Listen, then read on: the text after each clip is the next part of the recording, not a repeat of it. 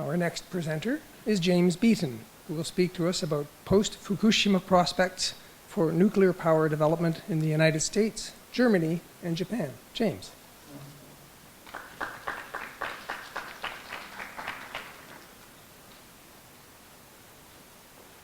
Good afternoon.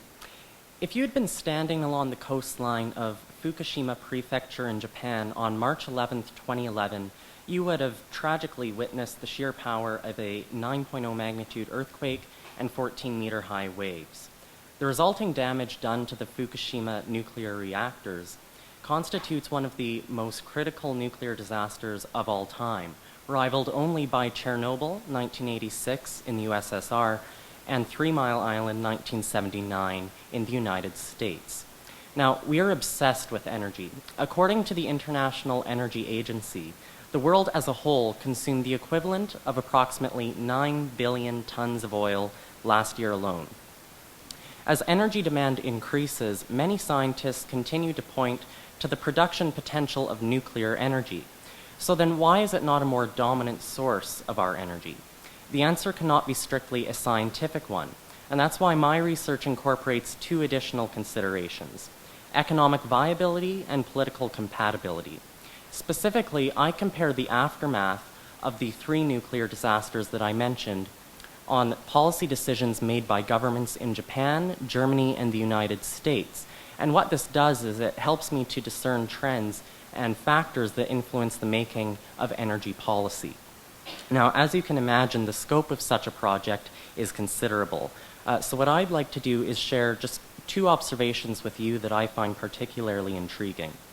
First, a poll conducted after Fukushima Daiichi reveals that 63% of the Japanese population is opposed to building new nuclear reactors in Japan, versus 85% of the German population opposed to new reactors being built in Germany. And this shows that there are fundamental gaps in the political cultures between these 2 countries.